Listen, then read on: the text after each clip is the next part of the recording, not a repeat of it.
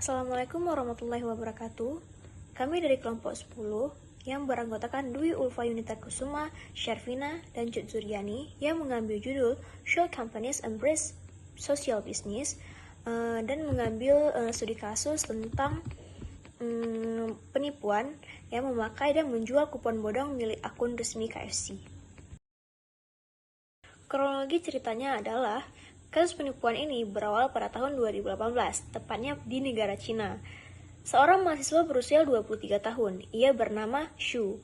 Kejadian ini bermula pada saat aplikasi resto cepat saji, yaitu KFC, mendadak mengalami kesalahan pada sistemnya.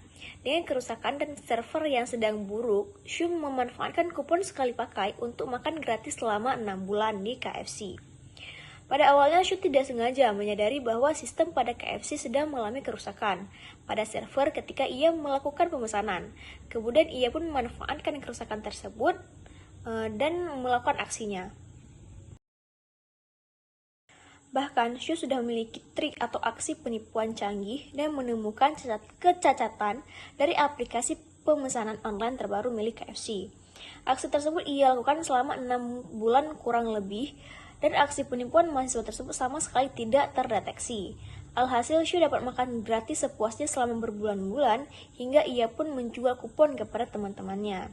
Selain ia menjual ulang kupon, Shu juga memasarkannya kepada 4 teman kampusnya selama periode April sampai Oktober. Shu dan teman-temannya berhasil mendapatkan makanan gratis setiap harinya. Hal ini membuat KFC mengalami kerugian hingga 452 juta. Jumlah kerugian ekonomi yang disebabkan oleh Shu dan teman-temannya sekitar 58.000 yuan atau 129 juta bagi operator restoran KFC di Cina. Sementara untuk teman-temannya menimbulkan kerugian sekitar 8.900 yuan atau 20 juta hingga 47.000 yuan atau 104 juta. Kasus ini memicu perdebatan sengit di media sosial Tiongkok dan bertanya-tanya apakah kasus perangkat lunak yang dirancang buruk sebenarnya merupakan suatu kejahatan. Pihak berwenang berpendapat bahwa tindakan Shu ini hampir setara dengan kasus kejahatan pencurian uang tunai dari ATM yang tidak berfungsi dan menyimpan uang tambahan. Dan perilaku ini seperti ini merupakan penganiayaan yang tidak dapat dibenarkan dan dianggap sebagai kejahatan.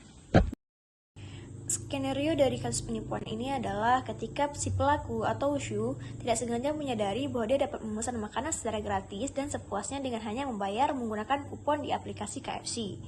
Dan kemudian segera meminta pengembalian uang kupon tersebut dengan menggunakan akun WeChat perusahaan.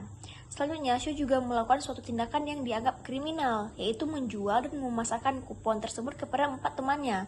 Dan ia berhasil mendapatkan banyak uang dan secara tidak langsung menambah finansial dirinya sendiri. Dampak dari penipuan yang dialami oleh KFC. Dampak dari kasus ini, pihak KFC sangat dirugikan, ratusan juta selama 6 bulan. Kurang lebih yang dilakukan oleh pihak Shu dan teman-temannya. Karena dengan terjadi kasus seperti ini, mereka pun diadili dan diberikan hukuman atas tindakan penipuan yang mereka lakukan. Mereka pun dihukum penjara. Shu diberikan hukuman 2,5 tahun di balik jeruji besi dan denda 6.000 yuan atau 13 juta. Sementara teman-temannya mendapat hukuman kurungan penjara selama 15 bulan hingga 2 tahun dan denda antara 1.000 yuan atau 2 juta dan 4.000 yuan atau 8 juta. Solusi dari kasus ini adalah yang pertama, memperbaiki database aplikasi pemesanan online.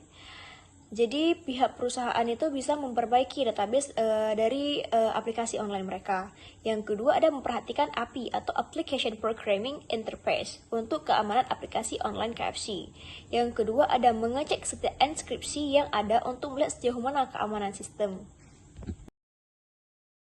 Selanjutnya ada strategi upaya pencegahan. Yang pertama, pihak KFC harus selalu memantau dan memeriksa kebenaran sistem mereka agar tidak terjadinya kesalahan.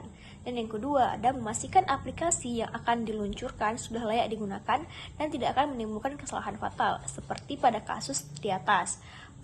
Pihak KFC sudah mengalami kerugian sekitar 452 juta, dan itu merupakan kerugian yang sangat besar. Sehingga strategi yang harus dilakukan itu adalah mereka harus memastikan peluncuran aplikasinya sudah layak digunakan dan tidak akan menimbulkan kesalahan. Baik, hanya ini yang dapat kami sampaikan. Mohon maaf atas segala kekurangan. Terima kasih atas perhatiannya. Assalamualaikum warahmatullahi wabarakatuh.